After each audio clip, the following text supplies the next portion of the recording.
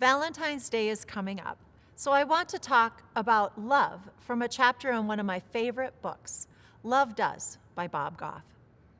This book is a collection of short stories revealing the way living and loving to the fullest makes Jesus known to the world. It talks about love as a verb, not just a feeling, and how life is better when we shamelessly shower people with it extravagantly.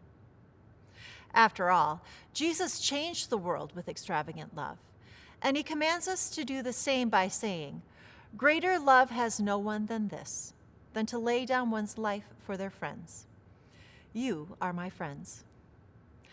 Now, more than ever, our world needs to experience extravagant love, and Bob's book tells us how to make the world a better place by going big. The Goff's home is by the beach, and there's a little grass path where couples hold hands and walk along the bay. They wave hi and people wave back, and that's how they met Ryan. One day, Ryan stood on the path waving, but instead of moving on, he just stood there waving until Bob walked over to say hello. Ryan explained he was in love and went on to say he and his girlfriend walk regularly through on that path.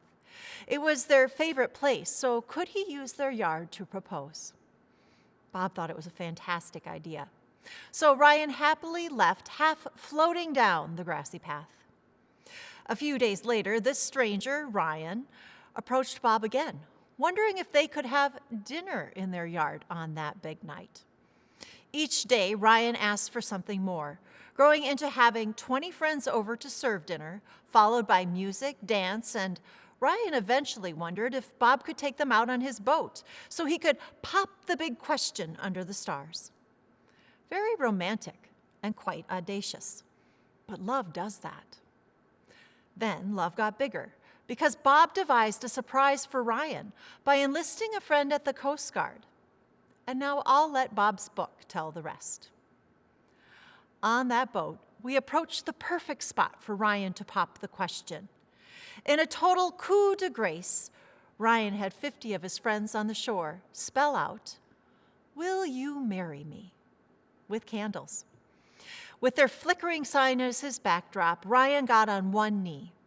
There was a gasp with an immediate and enthusiastic yes. In this, one of the most special moments of their lives, neither Ryan nor his bride noticed the Coast Guard had pulled in behind us with their firefighting boat, just as the officer and I had planned. I gave them the thumbs up, the sign that she said yes, and he shot off every water cannon on the entire rig. It was a scene that belonged in New York Harbor on the 4th of July with the Statue of Liberty in the background. But it was happening there. It was happening for Ryan because that's the way love rolls. It multiplies. Ryan and his bride-to-be left the mist of the water cannon settle over them like 1,000 small kisses. Ryan's love was audacious. It was whimsical. It was strategic. Most of all, it was contagious. Watching Ryan lose himself in love reminded me that being engaged isn't just an event that happens when a guy gets on one knee and puts a ring on his true love's finger. Being engaged is a way of doing life, a way of living and loving. It's about going to extremes and expressing the bright hope that life offers, a hope that makes us brave and expels darkness with light. That's what I want my life to be all about, full of abandon, whimsy, and in love. I want to be engaged to life and with life. I enjoy those parts of the Bible where Jesus talks about how much he loved his bride. It makes me wonder if the trees and the mountains and the rivers are the things God planned in advance, knowing they would wow us. I wonder if God returned over and over to this world he placed us in, thinking what had been created was good, but could be even better, even grander. I wonder if God thought each foggy morning, each soft rain, each field with wild flowers would be a quiet and audacious way to demonstrate his tremendous love for us. I don't know if God was a little bit like Ryan when he created everything, or if Ryan was a little bit like God, but what I do know is Ryan's audacious love is some of the best evidence I've found of the kind of love Jesus talked about. a love that never grows tired or is completely finished finding ways to fully express itself. I personally love how Goff displays love. What's even better is God has an audacious and even grander love for you, which will never end. Let that sink in. God has an audacious, grand kind of love for you that will never end.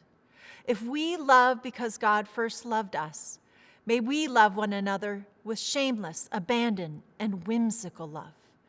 Because love is a verb, not just a feeling, and the world is a better place when we follow the idea that love does.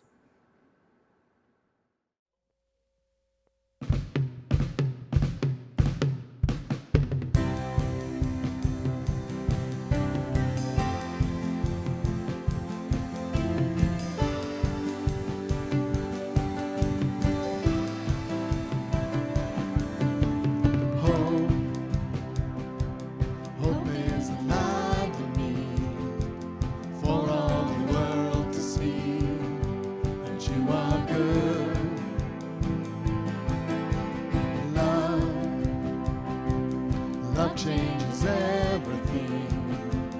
Your love has rescued me. Now I am yours. You took hold of my life. All of my love is yours. You took hold of my life. All of my love is yours. All that I have is yours. My soul will praise forevermore, forevermore. I come alive in you. My soul will shout forevermore, forevermore.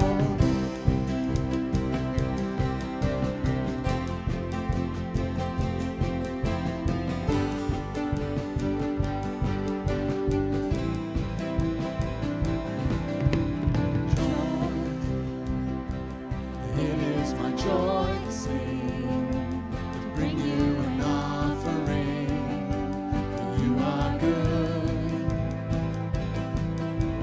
Grace, your grace is covering me, save me and set me free.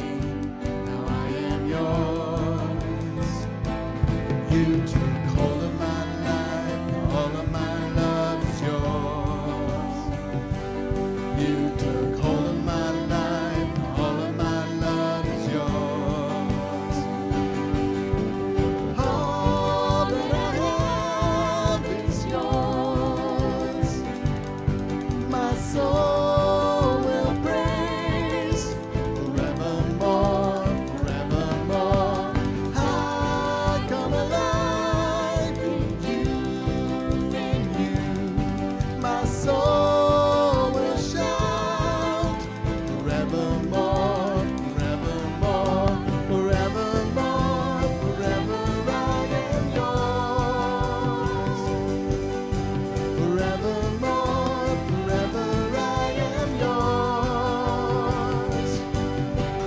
We are dancing, we are singing, we are coming alive. We are dancing, we are shouting, set our hearts on fire. We are dancing, we are singing, we are coming alive. We are dancing, we are shouting, set our hearts on fire.